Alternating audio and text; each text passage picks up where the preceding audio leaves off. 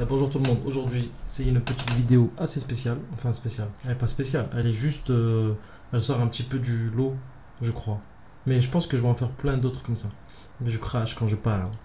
Donc les mecs aujourd'hui, je me présente, je m'appelle Youssef Edani, je suis préparateur physique, coach sportif. Aujourd'hui la vidéo, elle est, comme je vous disais, elle est un peu spéciale, elle sort un petit peu du lot. Je pense que je vais en faire plusieurs comme ça. J'ai une petite idée. De vous mettre un petit peu des règles. C'est pas des règles d'or parce que c'est moi qui les ai sorties de ma tête, mais c'est avec mon expérience quelques règles que vous pourrez en bénéficier. Si celui-là vous plaît, si celui-là vous plaît pas, tu bénéficies pas. La drill à l'acoustique, quand je rentre il me ferme la boutique. Pour du Louis V, pour du Gauthier et du Christian Dior. Sniper, pas besoin de me rapprocher. Je suis à l'heure, j'affronte ma peur. Gros char l'outil et char pas de dossier. Alors, tout simplement, voilà, c'est du cristal, la cristalline, et encore c'est même pas de la cristalline, dedans c'est de l'eau du robinet. Excusez-moi les mecs.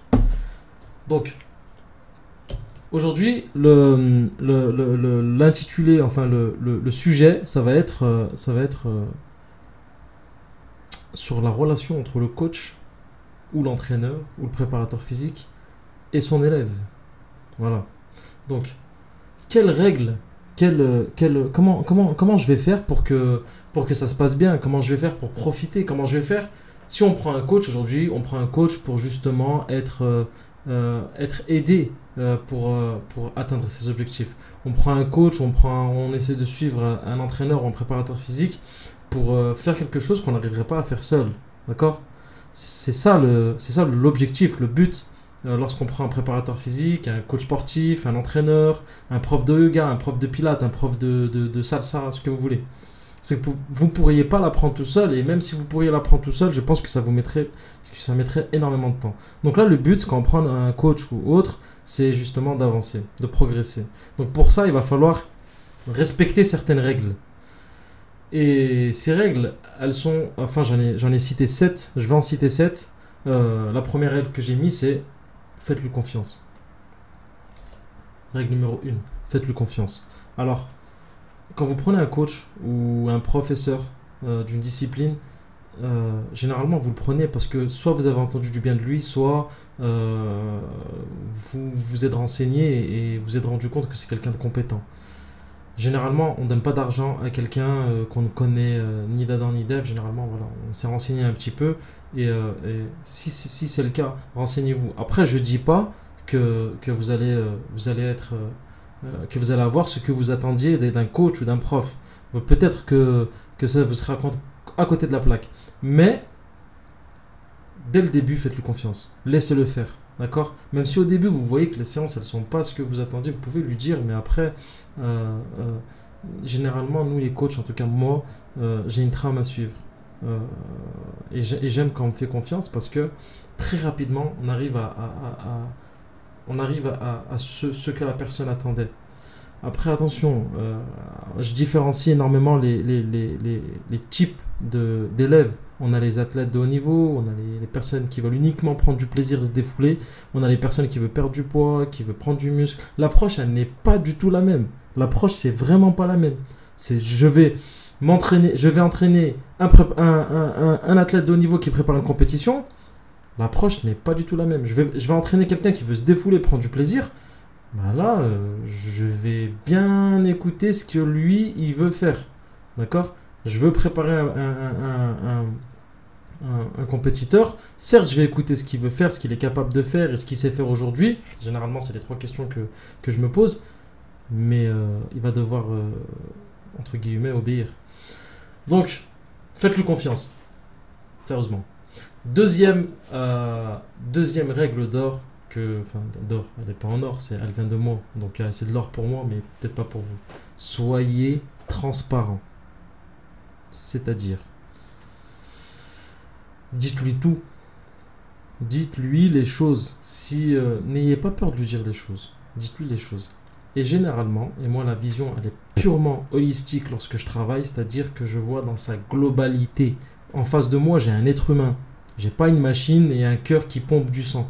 En face de moi, j'ai un être humain qui a certes un cœur qui pompe du sang, qui a certes des artères, des muscles, C'est une machine, c'est biomécanique, c'est une machine qui bouge. Néanmoins, c'est quelqu'un qui a des sentiments, c'est quelqu'un qui a une vie, c'est quelqu'un qui a une âme, c'est quelqu'un qui a des émotions, c'est quelqu'un qui a un environnement, a des soucis. Voilà, donc ça, il faut que moi, en tant que préparateur physique ou coach, j'en prenne compte, je sois conscient de tout ça. Mais si je suis au courant de rien, enfin, je ne demande pas à la personne à ce qu'elle me dise les choses. Mais il faut pas, voilà, on va pas là-bas pour raconter sa vie. Sauf que dès qu'il y a un moment ça va pas, il faut pas qu'on vous tire les verres du nez pour savoir pourquoi ça va pas. Parce que peut-être la séance elle va être différente. Peut-être l'approche elle sera pas la même. Je vous donne un exemple concret. Je coach quelqu'un. Normalement, ce que j'avais prévu, c'est un travail purement physio sur une piste d'athlétisme. J'avais prévu de lui faire un peu de vitesse. D'accord ? Il vient, il me dit ça va pas et tout. Il est transparent le gars. Il me dit ça va pas. Je viens de me prendre la tête avec mon patron, avec mon collègue. Étant donné que c'est mon patron, j'ai pas pu lui dire les choses. Enfin, j'ai pas pu faire sortir ma colère. J'ai eu peur pour moi et tout ça. Tu sais quoi ? Top. Bouge pas. Je lui ramène les pattes d'ours. Je lui ramène les gants et je lui fais une grosse séance de pattes à la boxe. Et il tape, et il tape. Et vous verrez qu'à la fin de la séance, il va me dire quoi ? Oh, je me sens trop bien, je me suis vidé. Et en fait, c'est ça. C'est que peut-être s'il aurait fait de la vitesse, on sait tous la vitesse. Enfin, on sait tous. La vitesse, c'est une forte intensité avec beaucoup de récupération. Généralement, les mecs qui sortent d'une séance de vitesse, tu transpires pas, si tu as vraiment fait les choses bien, t'as pas transpiré, tu t'es pas énormément défoulé, tu as fait de la qualité. D'accord ? Mais là, ce qu'on va faire, on va lui faire on va faire monter sa fréquence cardiaque. Le mec, il va taper, il va se défouler. Donc, s'il n'est pas transparent, ça, on ne pourra pas le savoir. Troisième chose, je me dépêche parce que le temps passe. Troisième chose, vous êtes le moteur. C'est vous le moteur, c'est pas le coach. C'est vous qui allez dynamiser cette relation et qui allez être vous êtes le protagoniste de cette histoire-là, de cette aventure. C'est vous le rôle principal. C'est pas le coach. Le coach, il est là pour vous aider. Le préparateur physique est là pour vous aider. L'entraîneur, le prof. Vous êtes là. Si vous ne voulez pas y arriver, le professeur, je vais appeler ça professeur, ça va être plus simple, mettra tous les moyens nécessaires. Il n'y arrivera pas. C'est vous le moteur. N'oubliez pas ça. Quatrième chose, faites vos devoirs. Je ne sais pas si vous avez eu, pour ceux qui ont déjà suivi des coachs ou des préparateurs physiques, bref, ceux qui ont eu un professeur, voilà, on va utiliser le mot professeur, c'est bien. Ceux qui ont eu un professeur, je ne sais pas si vous donnez des devoirs, des choses à faire. C'est-à-dire, quand j'appelle ça des devoirs, c'est des choses à faire en dehors des séances one-one, en séance face à face, tout seul, ou en dehors des séances en small group, ou des cours collectifs. Certains vous donnent des devoirs. Moi, par exemple, je donne des devoirs. Et je demande aussi à ce qu'il y ait une traçabilité. C'est-à-dire, il y a plein d'applications, des montres, des trucs qui font que facilement, on peut avoir toutes les datas de la séance et on peut savoir comment la personne a travaillé. Avec sa fréquence cardiaque, avec sa durée, avec son intensité, tout ça. Faites vos devoirs, c'est pour vous, c'est pas pour lui. Lui, il est là, il apporte tout ce qu'il peut pour vous aider. Mais si vous faites pas vos devoirs, si vous faites pas les séances qu'il vous a dit, si vous faites pas les séances de stretching qu'il vous a dit, si vous ne faites pas la récup qu'il vous a dit, les bains froids, la cryo si possible, si vous le faites pas, ça va être vous les perdants. Ça va pas être lui. Lui, il va encaisser son argent de toute façon. C'est vous qui allez perdre votre argent et votre temps surtout. Cinquième chose, ne trichez pas. Ça, pourquoi vous allez tricher ? Parce qu'à la fin du compte, la semaine d'après ou dans 2 semaines, ça va se voir sur la balance. Si vous deviez perdre du poids par exemple, ou même prendre du poids, si vous deviez être sur une prise de masse, ne trichez pas. Soyez, et ça on revient à toutes celles qui sont avant, c'est-à-dire que j'avais noté, soyez transparent, vous êtes le moteur, faites vos devoirs, mais ne trichez pas, en fait ça englobe toutes celles d'avant. Ne trichez pas les gars, soyez sincères dans ce que vous faites. Et quand il y a des choses que vous voulez pas faire, dites-lui, appelez-le, dites-lui, tu sais quoi frérot, Il n'y a que moi qu'ils appellent frérot en fait.